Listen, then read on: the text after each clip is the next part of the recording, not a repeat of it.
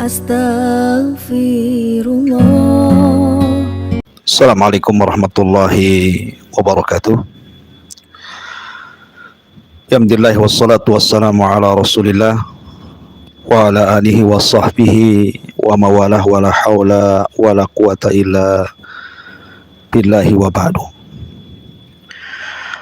Alhamdulillah, di pagi hari ini Allah Subhanahu wa taala masih memberikan kesempatan kepada kita. Di sini saya akan memberikan jawaban kepada beberapa pertanyaan yang ditanyakan kepada ana di sini. Di sini tertulis tentang apa pengertian daripada sakaratul maut dalam pandangan Islam. Kapan seorang itu dikatakan dalam kondisi sakaratul maut? Kemudian bagaimana dahsyatnya sakaratul maut? Apakah semua orang merasakan sakaratul maut?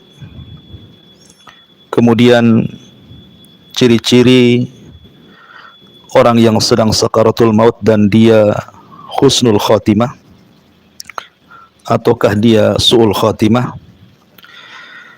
Kemudian sakaratul maut yang paling ringan dan yang paling berat seperti apa? Kemudian amalan-amalan apa saja seorang muslim yang bisa mendapatkan kemudahan saat sakaratul maut? Dan hal apa saja yang harus dilakukan jika kita mengalami atau mendampingi seseorang yang sedang sakaratul maut dalam ajaran Islam, dan doa yang dibacakan kepada seseorang yang sedang menghadapi sakaratul maut. Inilah pertanyaan-pertanyaan yang mungkin nanti saya akan ringkas dalam satu jawaban, karena sebenarnya ini pembahasan yang sangat panjang, memerlukan waktu yang lama. Tetapi saya akan usahakan singkat jawaban ini berdasarkan dalil-dalil dari Al-Quran dan sunnah Nabi sallallahu alaihi wa ala alihi wasallam.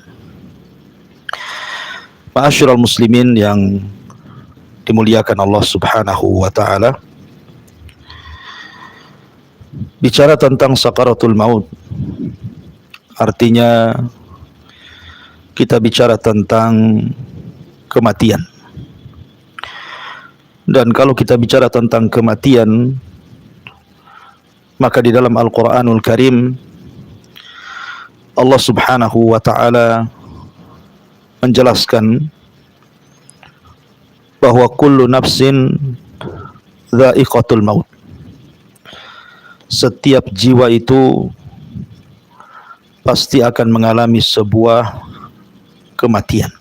Siapapun Anda, apakah Anda seorang pejabat, pemimpin, ataukah Anda rakyat? Apakah Anda orang kaya, bergelimang harta, ataukah Anda seorang yang miskin dan serba kekurangan dan memakan apa adanya? Apakah Anda anak kecil, orang dewasa, atau sudah tua? Apakah Anda laki-laki dan perempuan, semua akan merasakan kematian.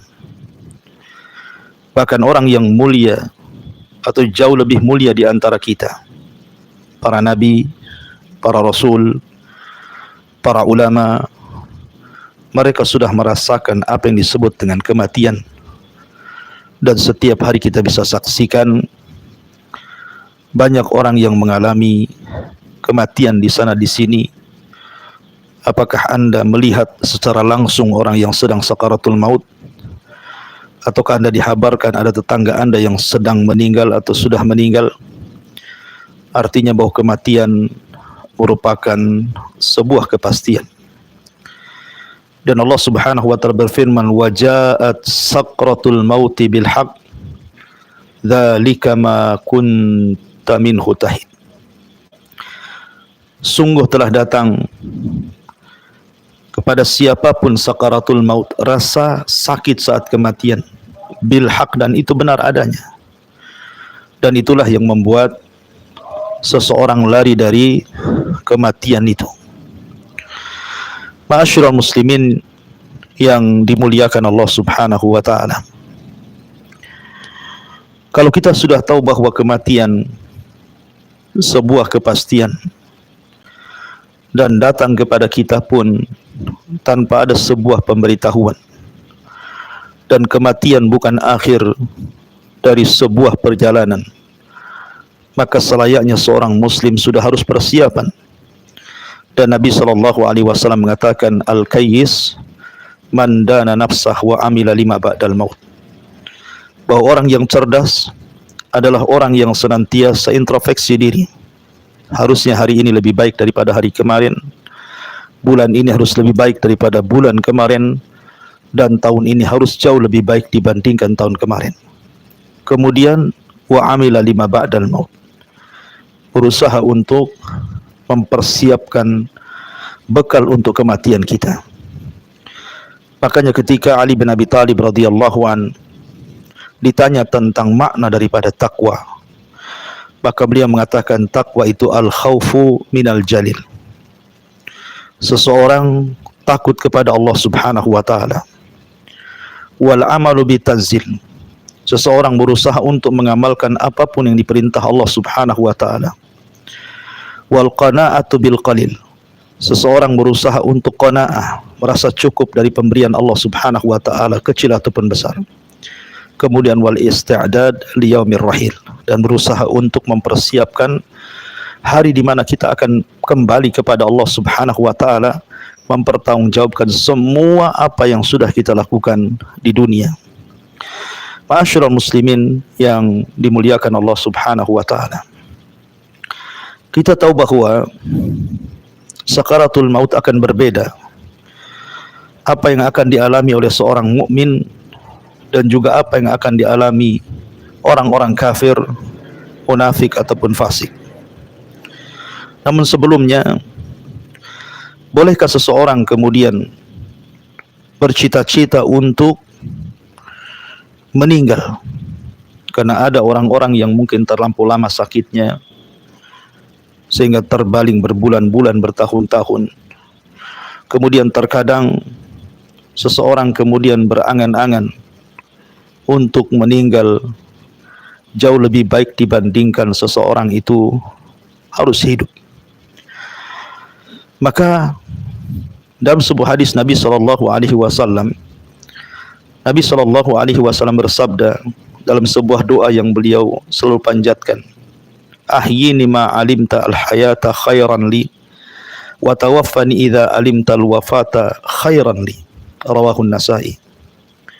Ya Allah, berikanlah kehidupan kepadaku jika menurutmu kehidupan itu lebih baik bagiku, tapi wafatkan diriku apabila kau tahu bahwa wafat itu jauh lebih baik dibandingkan hidupku. Kemudian dalam riwayat yang lain, Nabi SAW juga mengatakan apabila seseorang sudah tidak tahan hidup karena sebuah fitnah ataupun sakit atau apa yang menghalangi dia untuk lebih baik mati dibandingkan hidup, maka Nabi SAW mengajarkan doa, Allahumma ahyini ma kanatil hayatu khairan li, wa tawaffani idza kanatil wafatu khairan li. Ya Allah, hidupkan diriku jika kehidupan itu lebih baik bagiku, dan wafatkan diriku jika wafat itu jauh lebih baik dibandingkan diriku. Artinya ini kalau harus memang terpaksa seseorang itu karena sudah tidak tahan hidup, mungkin karena sakit yang berkepanjangan, atau mungkin karena fitnah yang tidak bisa ia hadapi, seperti yang terjadi kepada Umar bin Al-Khattab radhiyallahu an ketika dihadapkan dengan fitnah kekuasaan, maka dia pun berdoa seperti apa yang diajarkan Nabi SAW.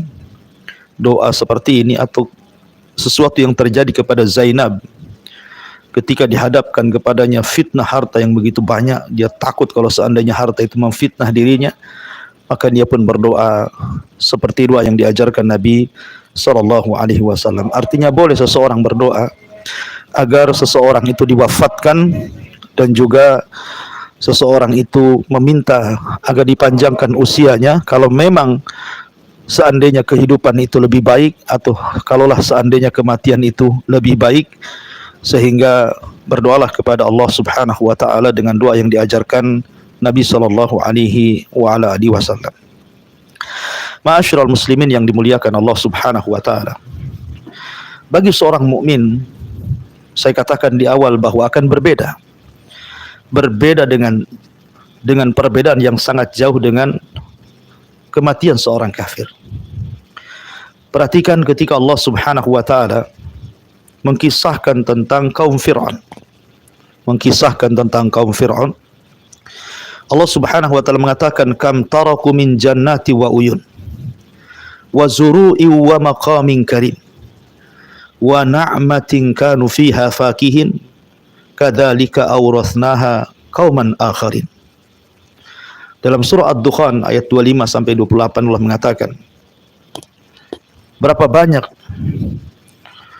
mereka kaum Fir'aun dan kaumnya yang meninggalkan istana-istana dan kenikmatan mata air, kemudian ladang-ladang dan tempat-tempat yang sangat mulia, dan kenikmatan yang Allah Subhanahu wa taala anugerahkan yang mereka kehendaki, tetapi Allah Subhanahu wa taala tenggelamkan Fir'aun dan seluruh bala tentaranya. Kemudian kenikmatan dunia, kadzalika awrathnaha liqauman akharin, begitulah kami wariskan kehidupan yang mereka tinggalkan kepada kaum yang lainnya. Artinya bahwa orang-orang seperti Fir'aun dan bala tentaranya yang kufur, mereka merasa bahwa mereka tidak akan meninggal, tidak akan mati. Akan tetapi semua manusia harus mati. Semua manusia harus meninggalkan dunia. Lihat apa yang terjadi. Kemegahan dunia mereka tinggalkan, kemegahan nikmat mereka tinggalkan, dan mereka wariskan kepada umat setelahnya. Begitulah kematian. Dan hakikat kehidupan itu at-tajmi' wa tafriq. Kita kumpulkan harta, setelah itu kita tinggalkan. Betapa banyak orang yang semasa muda dia menghabiskan waktunya hanya mencari dunia, tapi setelah tua dunia sudah diraihnya, tiba-tiba dia tinggalkan karena kematiannya. Kemana harta ini? Harta ini justru diwariskan terkadang oleh orang-orang yang tidak bermanfaat sama sekali bagi pewarisnya. Na'udzubillah. Di sini Allah Subhanahu wa taala contohkan Fir'aun. Makanya kenapa Nabi sallallahu alaihi wasallam mengatakan, man ahabba liqa Allah ahabba Allahu liqa'ah, wa man kariha liqa Allah kariha Allahu liqa'ah. Barang siapa yang cinta berjumpa dengan Allah, Allah cinta berjumpa dengan dia. Barang siapa yang benci berjumpa dengan Allah, maka ia akan dibenci perjumpaannya dengan Allah Subhanahu wa taala. Maknanya, siapa yang cinta berjumpa dengan Allah, karena ketika di masa kehidupan dunia dia investasikan semua kekayaannya untuk akhiratnya. Dengan hartanya dia bangun masjid supaya membangun istana di sorga. Dengan kekayaannya dia membangun sarana-sarana pendidikan dakwah. Dengan kekayaannya dia memberikan sedekah kepada fuqara wal masakin, dan juga sayang dengan anak-anak yatim, membantu keluarganya dalam rangka silaturahim, dan begitu seterusnya. Sehingga walaupun dia habiskan seluruh harta kekayaannya di dunia, tapi harapannya mendapatkan ganti yang lebih baik di akhirat. Maka orang yang seperti ini saat detik-detik sakaratul maut akan cinta berjumpa dengan Allah, dan Allah pun akan cinta berjumpa dengan dia. Tapi siapa yang kehidupan dunianya dia habiskan hanya untuk berpoya-poya, bermaksiat kepada Allah Subhanahu wa taala. Dia bangun dengan kekayaannya istana di dunia, tanah-tanah luas di dunia. Dia kumpulkan uangnya di ATM dan bank-bank yang terkadang tidak ada manfaatnya, hanya disimpan saja. Maka saat detik-detik wafatnya, dia tidak punya tabungan untuk akhiratnya. Dia tidak punya istana di sorga, dia tidak punya kebun di sorga, dia tidak punya kenikmatan di sorga. Maka ketika itu dia sangat membenci berjumpa dengan Allah karena harus meninggalkan kekayaannya di dunia. Maka ketika seperti itulah Allah akan benci berjumpa dengan dia. Kematian bagi seorang mukmin adalah istirahat baginya. Bagaimana Allah Subhanahu wa taala ketika berfirman di dalam Al-Qur'an, "Fama bakat alaihimus sama wal ardu wa ma kanu munzarin." Kematian Fir'aun dan bala tentaranya tidak membuat nangis langit dan bumi, dan mereka sedang menunggu apa yang mereka janjikan kepada yang Allah berikan kepada mereka, yang mereka tunggu-tunggu, berupa ditenggelamkannya mereka di Laut Merah, dan mereka tenggelam dalam kondisi kekufuran. Sebagian para ulama mengatakan seperti Imam Mujahid, "Innas sama wal arda yabkiyani 'alal mu'min." Sesungguhnya langit dan bumi itu akan menangis saat kematian seorang mukmin, sebagaimana langit dan bumi tidak akan menangis karena kematian orang kafir seperti Fir'aun dan juga bala tentaranya. Hal yang sama dikemukakan oleh Abdullah ibn Abbas radhiyallahu anhuma. Sesungguhnya langit menangis, bumi menangis karena kematian seorang mukmin. Makanya Hasan Al-Basri rahimahullahu taala mengatakan, "Al-mautu rihanatul mu'min." Bahwa kematian itu merupakan istirahat bagi seorang mukmin. Dan Al-Imam Malik Ibn Maghul telah mengatakan, "Balaghani anna awwala sururin yadkhulu 'alal mu'min al-mautu lima yara min karamatillahi wa thawabihi." Kata Malik Ibn Maghul, dia mengatakan rahimahullahu ta'ala, telah sampai kepadaku bahwa awal kebahagiaan yang masuk kepada seseorang yang beriman kepada Allah adalah kematiannya, karena dia melihat karamah Allah, kemuliaan Allah akan diberikan kepadanya, dan pahala Allah Subhanahu wa taala juga akan diberikan kepadanya. Makanya Sufyan Ats-Tsauri rahimahullahu taala mengatakan, "Al-mautu rahatul 'abidin," bahwa kematian itu istirahat bagi orang-orang yang ahli beribadah kepada Allah Subhanahu wa taala. Dari sini Imam Bukhari dan Muslim meriwayatkan dari Abi Qatadah Ibn Rib'i Al-Ansari radhiyallahu an, ketika dia bersama Nabi sallallahu alaihi wasallam, kemudian marra alaihi janazah, tiba-tiba ada jenazah lewat, maka Nabi sallallahu alaihi wa ala alihi wasallam mengatakan, "Mustarih, mustarih minhu." Kemudian dia bertanya kepada Nabi sallallahu alaihi wasallam, "Wa mal mustarih ya Rasulullah?" Apa yang Anda maksudkan mustarih? Mustarih itu artinya istirahat. Maka kata Nabi sallallahu alaihi wasallam, "Al-'abdul mu'min mustarihun min nasabid dunya wa adhaha ila rahmatillahi," di mana seorang mukmin akan istirahat dari lelah letihnya kehidupan dunia dan juga hal-hal yang menyakitkan di kehidupan dunia, ila rahmatillah, karena dia akan mendapatkan kasih sayang dan rahmat Allah Subhanahu wa taala. Kemudian Rasul mengatakan, "Wal abdul fajir yastarihu minhul ibad wal bilad wasyajar wad dawab." Adapun kematian orang fajir, orang fasik, orang munafik, orang kafir, maka justru yang beristirahat adalah hamba-hamba yang masih hidup. Negeri-negeri akan aman, pohon-pohon akan aman, dan binatang-binatang akan aman. Justru seluruh manusia akan senang dengan kematiannya, karena negeri-negeri akan aman dengan kematiannya. Pohon-pohon dan binatang-binatang akan merasa aman dengan kematiannya, seolah-olah mereka bersyukur dengan kematian seorang hamba yang fajir, yang fasik, yang munafik, yang kafir. Na'udzubillah min dzalik, tsumma na'udzubillah. Makanya Aisyah radhiyallahu anha adalah orang yang menyaksikan bagaimana wafatnya Nabi sallallahu alaihi wasallam. Dia satu-satunya manusia di bumi yang menyaksikan bagaimana wafatnya Nabi sallallahu alaihi wasallam, karena memang wafat di hadapan dirinya. Sampai-sampai Ummul Mukminin radhiyallahu anha mengatakan, "Ma aghbat ahadan bihauni mautin ba'da alladhi ra'aituhu min syiddati mauti Rasulillah sallallahu alaihi wasallam." Dia mengatakan seseorang tidak mungkin mau mengalami kematian. Seseorang tidak mungkin mau mengalami kematian kecuali, kata Aisyah radhiyallahu anha, kecuali setelah aku melihat min syiddati mauti Rasulillah, bagaimana dahsyatnya kematian Nabi sallallahu alaihi wa ala alihi wasallam.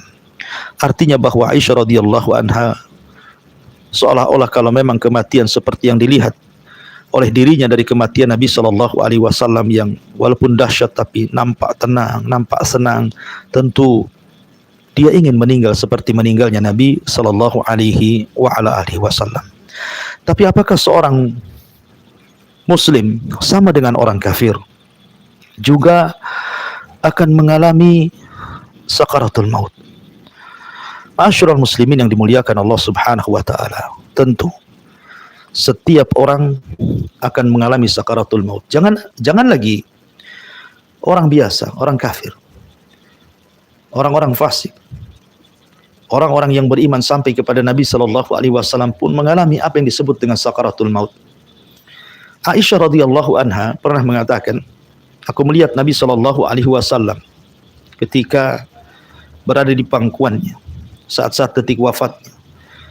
Dia mengatakan, Allahumma a'inni ala ghamaratil maut wa sakaratil maut. Ya Allah, bantulah aku dari keperitan saat kematian dan dari rasa sakit saat kematian. Rawahu Tirmidzi. Artinya bahwa Nabi SAW juga merasakan apa yang disebut dengan sakaratul maut, apa yang disebut dengan kematian. Makanya dia berdoa seperti itu. Maka Anda pun saat diuji oleh Allah Subhanahu wa taala dengan sakit yang panjang, kemudian Anda rasa-rasanya tidak bisa lagi hidup, mungkin Anda merasa bahwa sebentar lagi akan meninggal, dan itu mungkin bisa dirasakan orang-orang yang sakit parah mungkin ya. Walaupun sekali lagi bahwa sakit parah itu juga bukan tanda dari kematian. Betapa banyak orang yang sakit parah kemudian sehat lagi.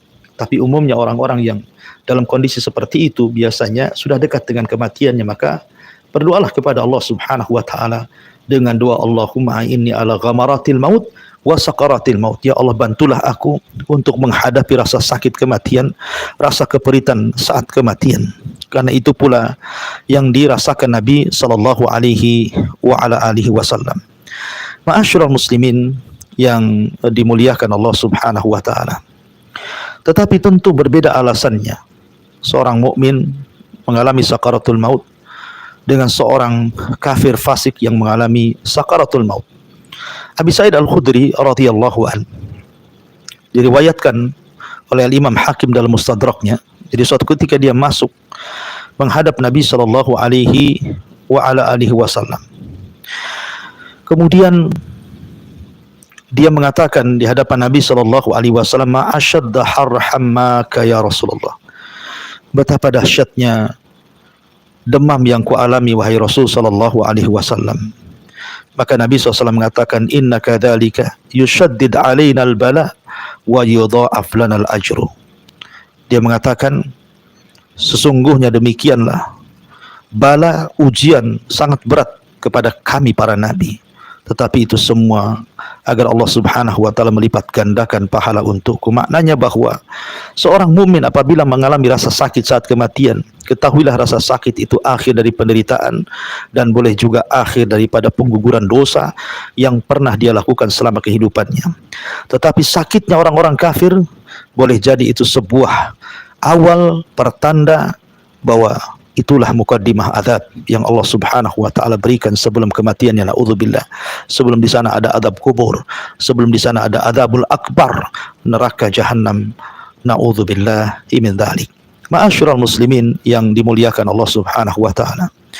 Allah Subhanahu wa taala berfirman di dalam Al-Qur'anul Karim, kalla idza balagatit taraq wa qila man raq wa dhanna annahu al-firaq wal tafatis saqu bis-saq ila rabbika yauma idzinil masaq. Sekali-kali jangan apabila nafas seseorang telah mendesak sampai ke tenggorokan dan dikatakan kepadanya, siapa yang bisa menyembuhkannya? Wakila man raq, siapa yang akan bisa menyembuhkan orang yang nyawanya sudah di kerongkongan? Tidak ada. Karena kematian itu idza jaa ajaluhu la yastakhiruna sa'ata wa la yastaqdimun. Apabila datang waktunya tidak mungkin mundur, tidak mungkin maju, pas waktunya. Karena bagaimanapun al-hadaru la yamna'ul qadar. Anda menghindar dari kematian tidak mencegah takdir kematian. Kematian itu pasti akan mengejar kita. Aina ma takun yudrikumul maut walau kuntum fi burujim musayyadah. Dimanapun Anda berada, kematian itu akan mengejar kalian walaupun kalian di balik benteng yang sangat kokoh sekalipun, tetap kematian itu akan datang dan sampai kepada kita. Karena kematian itu tidak bisa ditolak. Al-hadaru la yamna'ul qadar. Menghindar dari kematian itu tidak mencegah takdir kematian. Oleh karena itulah apabila sampai nyawa di tenggorokan, tidak ada yang bisa mengembalikan nyawa itu ke dalam badannya. Karena bagaimanapun kematian itu sebuah takdir yang sudah digariskan oleh Allah Subhanahu wa taala. Tapi seorang mukmin tentunya ingin mendapatkan kematian yang husnul khatimah. Tidak mau mereka meninggal di atas su'ul khatimah. Lalu kapan seseorang dikatakan sedang sakaratul maut? Tentu kalau kita melihat pada dunia medis tentunya ya. Karena mungkin dalam beberapa riwayat hadis-hadis Nabi SAW tidak dijelaskan secara detail tentang alamat kapan seorang itu sedang sakarat maut dan akan dicabut nyawanya. Ada yang mengatakan ini dalam menurut penelitian medis saja ya, bahwa orang yang sedang sakaratul maut ketika nafas semakin berat. Ketika nafas semakin berat. Ya, itu pun diisyaratkan, diungkapkan dalam surah Al-Qiyamah. Bisa Anda lihat pada surat Al-Qiyamah ayat 26 sampai 30 gitu ya. Tadi bagaimana Allah Subhanahu wa taala menjelaskan tentang kondisi beratnya orang yang sedang sakarat maut, di mana nafasnya semakin berat, kemudian mengalami kelelahan yang luar biasa gitu ya. Kelelahan yang luar biasa, sebagaimana hadis Nabi Aisyah radhiyallahu anha menceritakan bagaimana lemahnya Nabi SAW saat sakaratul maut. Kemudian terkadang ada tanda berupa keringat di dahi. Berdasarkan hadis Ibn Buraidah dari bapaknya menceritakan bagaimana Nabi SAW mengatakan mautul mu'min bi araqil jabin, terkadang dilihat dari tanda-tandanya ada keringat di dahinya. Ataupun ada beberapa tanda yang lainnya ya, yang juga oleh ahli medis mungkin dijelaskan juga kan, seperti rasa dingin yang dirasakan mulai dari kaki ya, kemudian jari jemari dan begitu seterusnya gitu ya. Atau terkadang dia merasa tidak betah di dalam tempat tidurnya, kalau dia sakit rasa-rasanya ingin pergi kemana, dia berteriak-teriak, naudzubillah gitu ya. Tapi yang jelas bahwa yang merasakan dekatnya kematian adalah orang yang akan meninggal. Kita orang hidup tidak bisa melihat secara zahir orang ini akan mati atau tidak gitu, kecuali setelah nafasnya dicabut. Karena juga kematian itu rahasia Allah Subhanahu wa taala. Medis ini hanya meneliti saja ya. Karena kematian itu adalah hak prerogatif Allah Subhanahu wa taala. Terkadang ada orang yang sudah disangka mati rupanya hidup lagi. Ya, itu kuasa Allah Subhanahu wa taala, bukan kuasa dokter atau kuasa siapapun. Karena sekali lagi kematian itu rahasia Allah Subhanahu wa taala yang Allah rahasiakan kepada hamba-hambanya. Kita ini hanya berdoa kepada Allah Subhanahu wa taala, semoga Allah Subhanahu wa taala memberikan usia yang panjang, tetapi Allah berkahi usia kita. Kalaupun memang Allah Subhanahu wa taala takdirkan dengan kematian kita, tentu kita hanya mengharap kita ini meninggal dalam posisi husnul khatimah. Lalu apa tanda-tandanya seseorang itu meninggal dalam husnul khatimah? Ada yang mengatakan bahwa apabila seseorang itu di atas ibadah, di atas ketaatan kepada Allah Azza wa Jalla, dan terus berdoa kepada Allah agar dia diwafatkan dalam kondisi husnul khatimah, terkadang Allah Subhanahu wa ta'ala wafatkan dia meninggal pada hari Jumat. Berdasarkan hadis Nabi sallallahu alaihi wasallam, min muslim yamutu yaumal jum'ah aw lailatal jum'ah illa waqahu Allahu fitnatal qabri. Tidakkah seorang mukmin meninggal di hari Jumat atau pada malam hari Jumat, kecuali Allah Subhanahu wa taala akan menjaganya dari fitnah kubur. Kemudian yang kedua, meninggal karena penyakit yang berhubungan dengan perut. Nabi sallallahu alaihi wasallam mengatakan, man mata fil batni fahuwa syahid. Barang siapa yang mati karena sakit perut, maka dia dikategorikan syahid. Atau meninggal karena tenggelam. Karena Rasul mengatakan asyuhadahu khamsah, bahwa orang-orang yang mati syahid itu ada 5 kelompok. Al-mat'un, kemudian wal mabtun, kemudian wal gharaqu wa sahibul hadmi wasyahidu fi sabilillah. Kata Nabi sallallahu alaihi wasallam, orang yang mati syahid itu ada 5. Orang yang meninggal karena penyakit taun, sakit perut, tenggelam, atau orang yang kejatuhan bangunan atau reruntuhan, atau yang meninggal di jalan Allah Subhanahu wa taala. Dan juga banyak lagi di antaranya tanda-tanda orang yang husnul khotimah, meninggal saat ibadah, meninggal di tempat-tempat ibadah, meninggal di waktu-waktu terbaik, dan begitu seterusnya. Ma'asyiral muslimin yang dimuliakan Allah Subhanahu wa taala. Lalu apa yang harus kita lakukan apabila menghadapi orang yang sedang sakaratul maut, minimalnya untuk meringankan orang yang sedang sakaratul maut itu? Yang pertama, talkinlah dia dengan kalimat la ilaha illallah. Talkinkan dia dengan kalimat la ilaha illallah. Dan tidak ada kalimat yang mudah diucapkan orang sedang sakaratul maut melebihi la ilaha illallah. La ilaha illallah. Tidak akan bisa, kalimat yang susah diucapkan, tapi kalimat ini bisa diucapkan. Aneh. bin ajaib. Ya, karena ini wahyu dari Allah Subhanahu wa taala, laqinu mautakum bila ilaha illallah. Ejahkan orang yang sedang mati kalian dengan la ilaha illallah. Ejahkan, ya. Karena hanya kalimat ini yang bisa diucapkan orang yang sedang sakaratul maut. Karena la ilaha illallah semua menggunakan huruf jaufi, huruf dalam, sehingga mudah diucapkan orang-orang yang sedang sakaratul maut. Dan Rasul mengatakan, man kana akhiru kalamihi la ilaha illallah dakhalal jannah. Barang siapa yang akhir ucapannya la ilaha illallah, maka dipastikan dia masuk surga. Karena la ilaha illallah adalah miftahul jannah, kuncinya surga.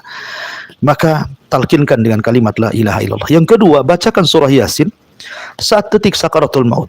Tentu bagi sebagian ulama yang mensahihkan tentang hadis-hadis yang membacakan surah Yasin, tapi yang melemahkan tidak perlu. Nabi SAW mengatakan, iqra'u Yasin ala mautikum. Bacakan Yasin kepada orang yang sedang sakaratul maut di antara kalian. Kata ulama fikih, sebab seseorang membacakan surah Yasin saat kematian, saat detik-detik sakaratul maut adalah mampu meringankan kematiannya, dan mampu meringankan ruhnya dicabut.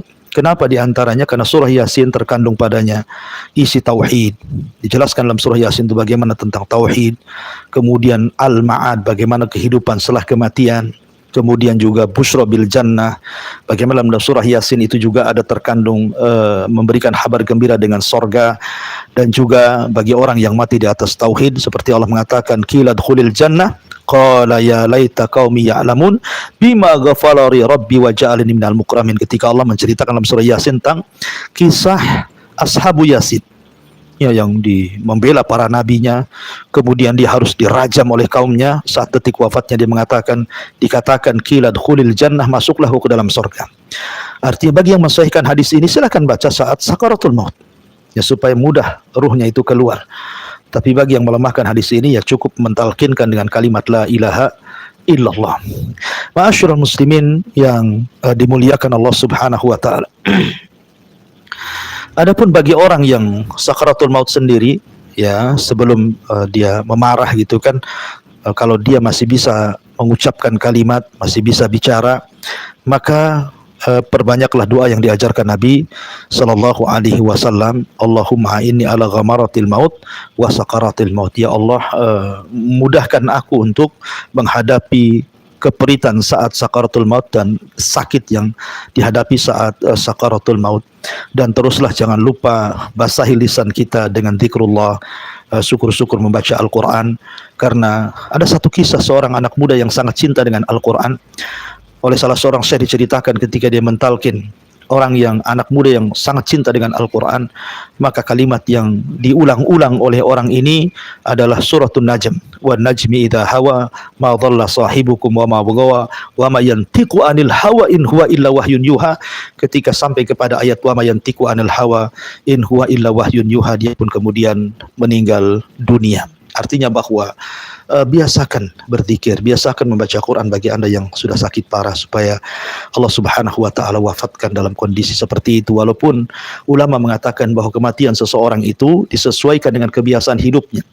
Kalau hidupnya biasa bermaksiat, maka dia akan meninggal sesuai dengan kebiasaannya di atas maksiat. Kalau hidupnya dia senantiasa beribadah kepada Allah Azza wa Jalla, maka dia akan diwafatkan seperti itu, di atas ibadah kepada Allah Subhanahu wa taala. Ma'asyiral muslimin yang dimuliakan Allah Subhanahu wa taala. Ada gambaran dari sebuah hadis. Hadis ini dari Bara bin Azib radhiyallahu an. Di mana Bara bin Azib ini menceritakan bagaimana Nabi sallallahu alaihi wasallam ketika menguburkan jenazah sementara liang lahat belum digali, maka Nabi sallallahu alaihi wasallam ketika itu bercerita di hadapan para sahabatnya tentang ruhnya seorang mukmin dan ruhnya orang kafir. Kata Nabi sallallahu alaihi wasallam, ruhnya seorang mukmin apabila meninggal dunia, maka datanglah malaikat membawa kain kafan dari sorga, hanut minyak wangi dari sorga, kemudian ruh itu dibawa ke langit. Maka harumnya semerbak ke langit. Kemudian para malaikat bertanya di langit, ruhnya siapa ini? Ruhnya siapa ini? Maka orang ini, malaikat yang membawa ruh ini mengatakan, Fulan bin Fulan, Fulan bin Fulan, mengambil nama terbaik bagi orang yang meninggal ini. Kemudian pintu langit pertama dibuka, kedua, ketiga, sampai ketujuh. Akhirnya ruhnya dihadapkan kepada Allah Subhanahu wa taala. Dan Allah Subhanahu wa taala katakan, letakkan kembali ruhnya di dalam jasadnya, tetapi amalannya angkat ke Illiyin, di tempat yang paling tinggi di surga. Akhirnya ruh ini dikembalikan kepada jasadnya. Kemudian ketika sampai di jasadnya, maka datanglah dua malaikat Munkar dan Nakir bertanya siapa Rabbnya, siapa nabinya, apa agamanya. Tapi karena dia seorang yang beriman, Allah katakan yusabbitullahu alladhina amanu bil qauli tsabit fil hayati dunya wal akhirah. Orang-orang yang beriman mantap jawabannya sehingga dia akan bisa menjawab semua pertanyaan Munkar dan Nakir yang disebut dengan fitnah kubur. Apabila sudah dijawab dengan benar, maka Allah Subhanahu wa taala akan mengatakan an sadaqa abdi, hambaku telah benar. Bentangkan pintu dari sorga, hantarkan makanan, pakaian dari sorga. Kemudian tiba-tiba datang orang yang tampan, yang baik, mengajak bicara sampai tak sadar kemudian kiamat sudah hampir dibangkitkan. Maka dia pun mengatakan, siapa kamu? Baik sekali kau menemani diriku. Siapa kamu sebenarnya? Maka dia mengatakan, ana amaluka saleh, saya amalmu yang saleh. Tapi kalau orang kafir sebaliknya, menakutkan luar biasa. Ya, tetapi saat detik-detik sakaratul maut, seorang mukmin akan dicabut pelan-pelan ruhnya. Dimulai daripada ujung jari kaki, jari tangan, sampai kemudian di tenggorokan. Dan ruh itu seperti tetesan air terakhir yang keluar dari mulut teko, di mana tenang begitu, kemudian dicabut dengan dihabarkan di telinganya, alla takhafu wa la tahzanu wa abshiru bil jannati allati kuntum tu'adun. Dan malaikat maut mengatakan, ya ayyatuhan nafsul mutmainnah irji'i ila rabbiki radiyatan mardiyah fadkhuli fi ibadi wadkhuli jannati. Maka malaikat yang membisikkan di telinganya mengatakan, jangan takut, jangan sedih, sorga sudah menantimu. Dan malaikat maut mengatakan, wahai jiwa yang baik, jiwa yang tenang, keluar kepada keridhaan Allah Subhanahu wa taala. Maka jiwa itu akan tenang keluar. Kemudian setelah di tangan malaikat maut diserahkan kepada Rasulul Maut, kemudian dikasih kain kafan, minyak wangi, kemudian diterbangkan ke langit. Itulah indahnya ruhnya seorang mukmin. Tapi ruhnya orang kafir, naudzubillah, tsumma naudzubillah. Maka kita hanya bisa berdoa kepada Allah Subhanahu wa taala agar kita diwafatkan dalam kondisi husnul khatimah. Dan tentunya kita juga berdoa kepada Allah Subhanahu wa taala semoga Allah ringankan saat kita sakaratul maut. Dan ini jawaban dari pertanyaan, wallahu alam, mudah-mudahan terwakili semua pertanyaannya. Ya, sekali lagi jazakallahu khairan sudah memberikan pertanyaan seputar kematian. Mudah-mudahan jawaban ini walaupun tidak memuaskan akan tetapi sudah bisa menjawab beberapa pertanyaan. Kalau yang kurang nanti bisa ditambah atau ditanyakan kembali, dengan kesempatan saya akan jawab. Mudah-mudahan Allah mudahkan saya memberikan jawaban. Dan kebenaran hanya datang dari Allah Subhanahu wa taala. Adapun kesalahan datang dari diri saya dan dari syaitan. Saya meminta ampun kepada Allah Subhanahu wa taala. Ini yang bisa saya sampaikan. Subhanakallah bihamdika, asyhadu an la ilaha illa anta, astaghfiruka wa atubu ilaik. Allah taala. Assalamualaikum warahmatullahi wabarakatuh.